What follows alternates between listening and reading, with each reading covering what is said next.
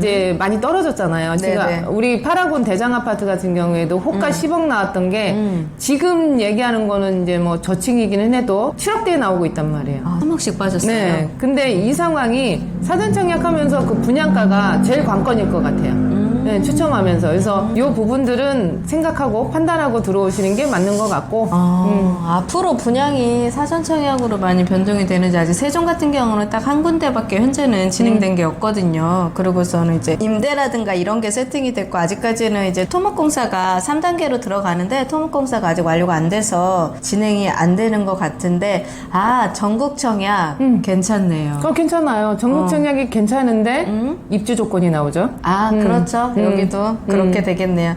그러면은 지금 고덕 국제 신도시 안에 아파트들이 이렇게 들어가고 여기랑 세종이랑 틀린 게 뭐가 있냐면 세종 같은 경우는 오리지널 단독주택이거든요. 여기는 점포주택이 지금 있는 것 같아요. 이 점포주택을 받으려면 일반 입찰로 받을 수 있는 건가요? 일반 입찰도 가능하세요. 이번에도 저희가 일반 입찰을 했는데 평당 가격은 조금 많이 나왔죠. 얼마씩 내정가는 거의 900 뭐 이 정도에 나왔는데 입찰 받은 건 1200, 1300 뭐 어떤 필지 같은 경우는 1800도 받으셨고 코너가 좋은 건가 보다. 그래서 그런 식으로 되어 있는데 자기네들이 경쟁 입찰이다 보니까 조금 높게 쓰신 분들 같은 경우에는 계약을 못 하신 분들도 계세요. 포기. 그래서 조금 이거를 판단을 해갖고 입찰이 들어가셔야지 분위기가 그렇다고 해서 낙찰 받고자 한다고 한다면 이게 수지가 안 나와요. 건축비도 많이 올라서 지금 수지가 안 나온다는 거는 나중에 이 부분을 내가 건물 짓고서는 이 부분이 웬만치 맞아야 되는데 그 부분이 안 나오니까 많이들 힘들어 하시죠. 그러면은 지금 점포주택이 대략적으로 만약에 이제 어느 정도 수익이 나오고 일반적으로 했을 때 지금 현황에서 거래되는 가격은 대략적으로 얼마 선에서 거래돼요?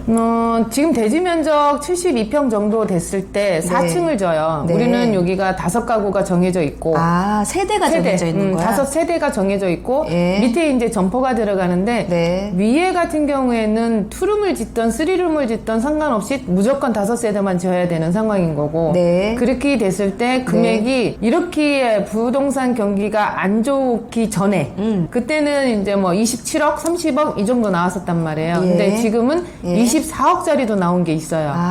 근데 이게 수지가 안 나오냐? 잘 나오거든요. 왜냐면 위에 투룸 같은 경우가 예전에는 뭐 90만 원 받고 했었던 월세가 너무 수요가 많으니까 140에서 170 사이에 받아요. 이게 쓰리룸 수준일 거예요 아마. 그러네요. 그럼 수익률이 엄청 높네요. 수익률이 굉장히 높아요. 그리고 투룸 같은 경우는 그 정도고 쓰리룸 같은 경우는 뭐 220에서 정말 면적이 크다고 한다면 280까지도 받으니까. 그렇구나. 그럼 아파트 임대료가 굉장히 높게 나가겠네요. 그렇지는 않아요. 아파트 그래요? 같은 경우에는 입주 세대가 많다 보니까 33평 기준으로 뭐 140만 원, 150만 원 요 정도. 근데 특이한 게 이분들이 아파트로는 잘 안 들어가시는 게 임대인들이 이 기숙사를 주거나 이런 거를 싫어하시니까. 그래서 이분들 수요는 이제 투룸이나 다가구로 들어가야 되는 거고 그분들이 아파트로 들어가는 거는 우리는 이제 삼성전자가 있잖아요. 삼성물산이나 삼성 엔지니어 이 사람들 기숙사로 쓰기 위해서는 아파트로 들어가죠. 그런 회사들에서 이제 수요가 많아지니까. 그렇구나. 그러면 투룸 수익률이 굉장히 좋아서 메리트 있어서 노후에 수익 창출하는 걸로 점포주택이라든가 다가구는 굉장히 메리트가 있기는 하다. 메리트는 있죠. 근데 금액대가 지금 24억까지 떨어지기는 했지만 이게 도로변 그런 건물들은 아니고 뒤에다 보니까 이제 그 부분들이 조금 있기는 하고 우리가 우려하는 거는 지금 투룸이나 쓰리룸 같은 경우가 그 월 받는다고 했잖아요. 이게 언제까지 이 수익률이 계속 나올지 그게 관건이에요. 왜냐면 이게 지금 월세가 너무 높다 보니까 보증금은 작고 그래서 이분들이 월세를 안 내고 그냥 있는 분들이 이제 나오기 시작했거든요. 그러면 명도를 해야 되잖아요. 그 부분이 조금씩 문제가 나오기 시작했어요. 그랬겠구나. 어쨌든 수익을 창출하기 위해서는 약간의 그 불편함과 두려움과 그런 것 좀 감안은 하긴 해야 되는데. 그렇죠. 그거를 이제 제가 선별해 드릴 테니까 저한테 오시면 돼요. 여기 오시면 다 해줘요? 네, 다 해드릴게요. 몽땅은 틀려 역시. 몽땅 다 하잖아요. 몽땅은 역시 틀려.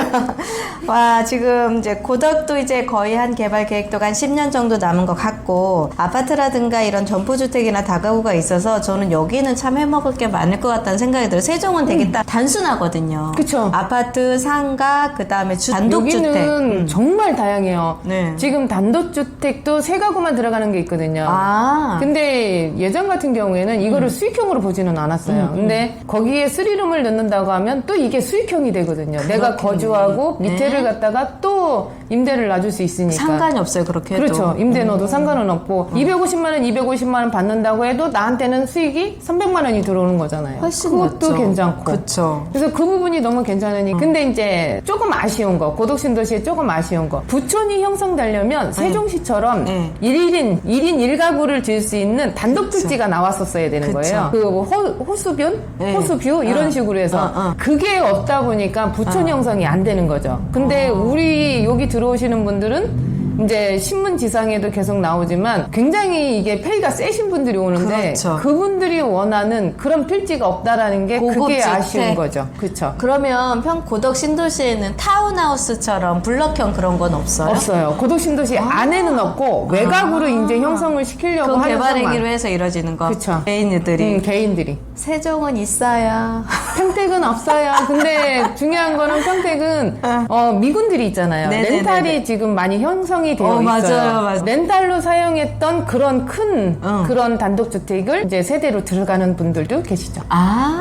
그런 것도 이제 렌탈하우스를 이용해 일반 매매로 나오기도 하고. 나오죠. 근데 그런 거 거의 금액대가- 블럭형으로 들어갔나요? 블럭형 개념은 아니에요. 그냥 필지마다 네. 단독이 들어가는데 이 단독 부분들이 단지형으로 들어갈 수는 있어요. 뭐 큰 1000평, 2000평 해가지고 하나하나씩 해서 들어가기는 하겠는데 네, 이거를 꼭 땅콩주택식으로 그런 식으로 짓진 않아요. 굉장히 규모가 크게 짓죠. 그랬구나. 그러면 지금 세종 같은 경우는 아파트 분양 가격도 계속 올라가고 있어요. 올라가겠죠? 건축 자재비나 토지 가격이 계속 올라가니까. 그래서 요번이 관건이에요.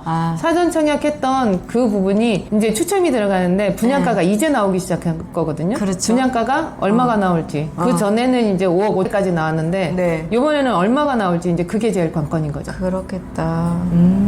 고덕 신도시 평택 매일 와서 보면 솔직히 지도에 횡한 것만 보였고 삼성이 들어온다고 헬스 쳐놨을 때 본 지가 불과 몇 년 전 얘기 같은데 지금 와서 보니까 와 크레인이라든가 이런 것들이 엄청나게 서 있고요.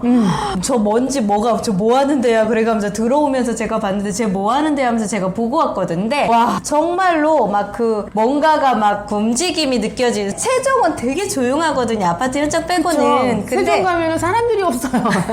맞아요.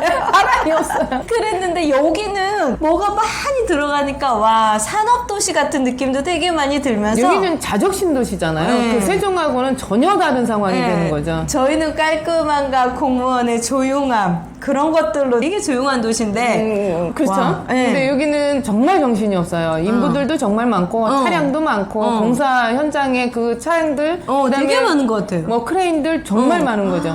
깜짝 놀랐어요. 그래서 그 크레인이 무슨 예전에 평택 항인가 거기에 뭔가 그렇게 서 있었던 걸 봤던 거죠. 고덕안에서 오면서 그거 보고서 와 너무 놀랬고 또 두 번째는 신도시와 바로 옆에 구도시가 인접해 있잖아요. 그러다 보니까 구도시에서도 뭔가의 신도시로 인한 이득의 영향이 좀 있겠다 하면서 굉장히 크죠. 그게. 그러니까 도시가 굉장히 활기차게 움직이는 느낌? 그걸 오늘은 영상을 찍고 가야지 하면서 맘먹으면서 더 깊게 봤더니 그게 더 보이네요. 여기에 지금 인부들이 계속 들어오면서 네. 그 인부들이 거주해야 될 그 공급 물량이 많이 딸려요. 그러다 보니까 네. 이 출퇴근 시간을 짧게 가져가려면 이 인근으로 거주를 해야 되는 그렇죠. 거고 그러다 보니까 포화 상태죠. 수요가 너무 많아서 이분들이 잠잘 곳이 없으니까 외곽으로 가는 거죠. 배우도시 쪽으로. 그래서 이 인근으로 20분 사이에는 거의 방이 없어요. 원룸 찾기가 정말 힘들고 오피스텔 찾기도 힘들고 거기에 이제 투룸까지도 찾기 힘든 상황. 평택에서 분양을 하면 잘 되겠네. 상가 분양을? 아니, 주거용으로. 그거는 괜찮아요. 지금 분양하는 부분들은 정말 괜찮거든요. 주거용으로 해도 괜찮으시